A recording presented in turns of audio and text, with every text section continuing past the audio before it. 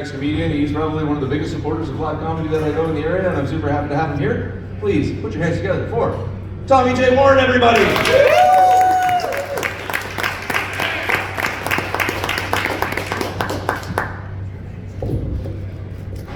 Thank you very much, everyone, for coming out. I really do appreciate you here. I'll tell you guys a little bit about myself. I'm 49 years old. I do have 7 children. My wife's there, my oldest son's here, it is true. I do have 7 kids. It's not my fault. I really enjoy playing with the box they come in. But for quite a few years, I was a truck driver.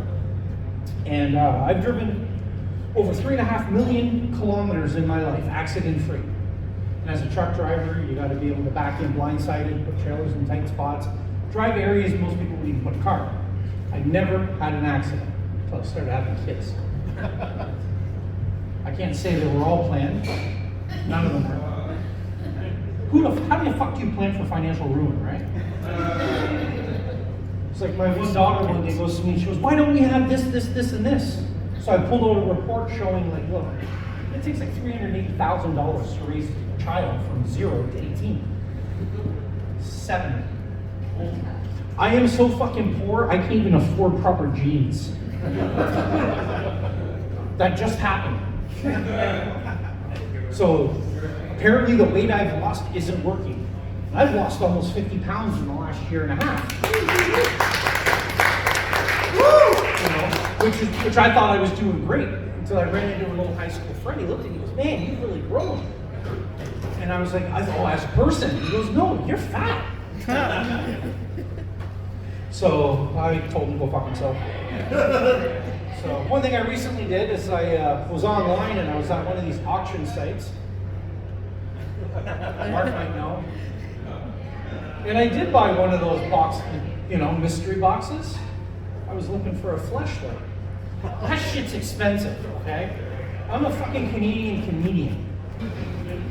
I'm sure you guys have more in your ashtray than what I make you here, right? So I bought it. It was a used one. I was like, what the hell do I do? If I return it, they're going to think that I returned a used one. So, like with most things in life, I adapted.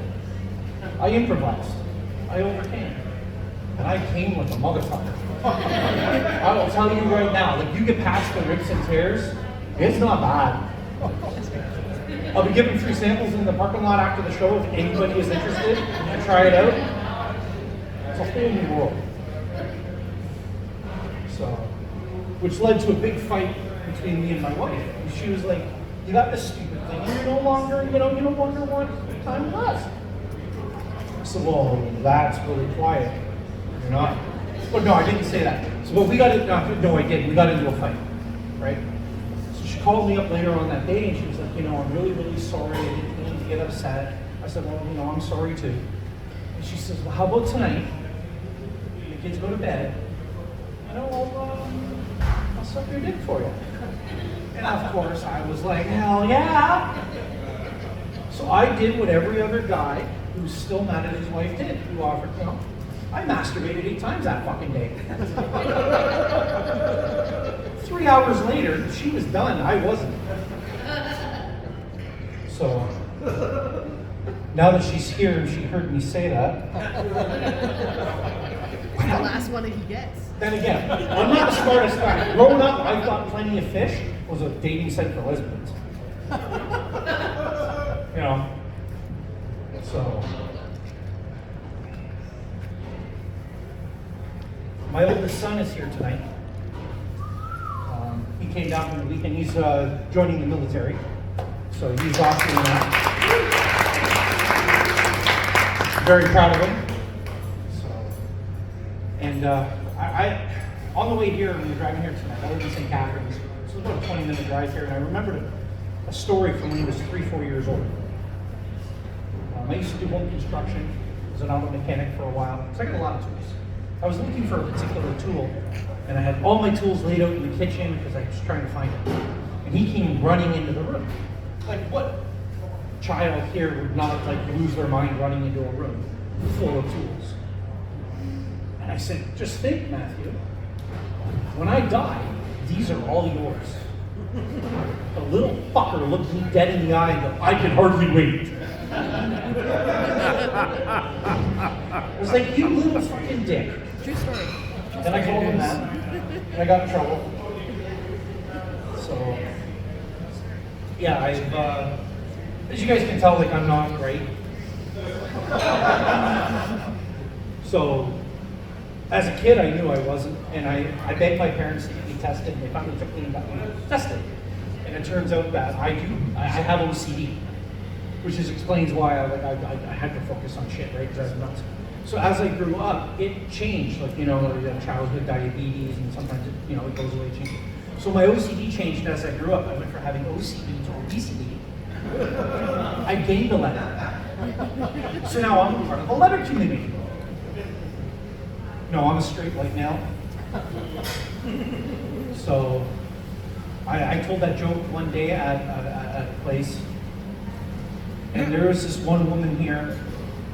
I think her name was Karen. She had purple hair. I heart liberals. And she lost her mind on me. She said it's because of people like me that give everyone a bad name. Maury was the next comedian up that night, and his story about them getting a third, I didn't find the cage that bad. I didn't like the coconut scented boob.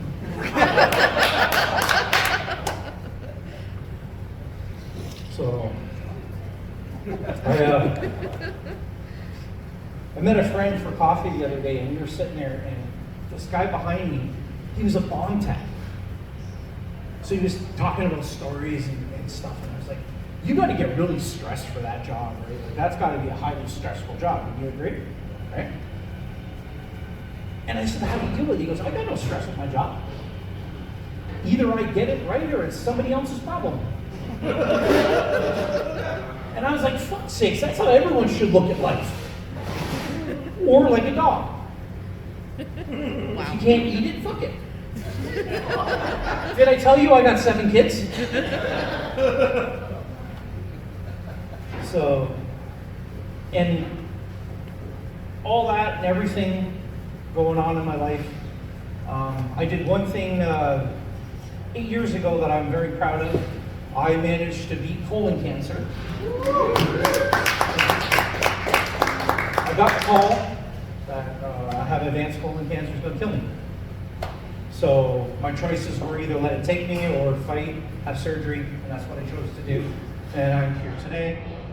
So every year I go for this advanced physical. And I'm telling you, last year's physical did not go as planned. Because as I was walking into the room, I already knew what I gotta do. I gotta get naked. He's gonna play with my bum, look at this and that, right? So I get naked. Now picture it, a year ago I was 50 pounds heavier. Right? You know, they were talking, I believe Mark was talking earlier about the warm weather coming, and you know, see the ass cheeks and all that. You know, when the girls, you see the midriffs. Come on, tell me that's not sexy. That is not that right there. I'm married, sorry. I'm really sorry to ruin your dinner. So I stripped down and I sat down on the table. And one thing my wife never told me is those stirrups walk when you move them. So I'm sitting on the end. I got my feet there, put my feet in the stirrups, and I crack them open. Butt ass naked. Spread eagle, everything's hanging out.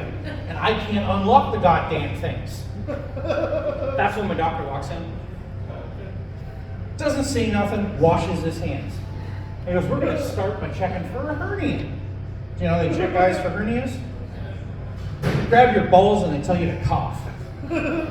He just washed his hands in the coldest fucking water in the universe.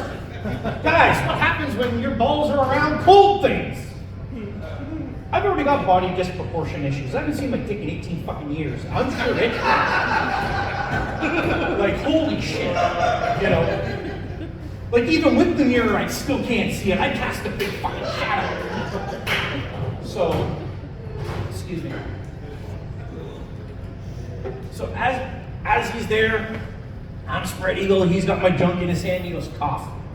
His hands were cold, the best I could get out is a... He looked up at me. And I looked down at him. And that's when the magic happened. Sir, have you ever involuntarily winked at someone? And I'm not talking a little wink, guys. I'm talking, it was a... We locked eyes and I winked at my doctor while he was hanging on to my junk. And I was like, well, this is awkward. How can I make it more awkward? So I did the next best thing I do when someone's hanging on to my junk. Put my hand on their head. And then as he went to speak, I brought my finishers here. And the really weird thing was, we're dating now. I don't have a way to tell my wife. But with this year's exam, I went in and I found out that, because they did everything, my physical test was fine. Internally, not so much. This is where they informed me that I am now facing my third round of cancer. I now have prostate cancer. That just proves God doesn't want me to fuck. Because a year and a half ago, I went and had a vasectomy. Prostate cancer kind of cancels that out. Right. When I had my vasectomy, one thing they didn't tell me was 6 weeks after, I got to bring a sample in. So I'm reading the paperwork, and it says it's got to be within 30 minutes. I live 40 minutes from the goddamn clinic. So I got one of two choices. Either smack one off at home and fucking drive like hell to get there on time, or go use the back corner of the parking lot. Come on, right? Like, I've done it twice since I've been on stage and half you didn't know. Right? They didn't tell me that there was a school behind the clinic. Is anybody here under the age of 16? Okay, so I can legally be here tonight. Thank you. Ladies and gentlemen, that's my time. My name is Tommy J. Warren. Thank you very much for coming out.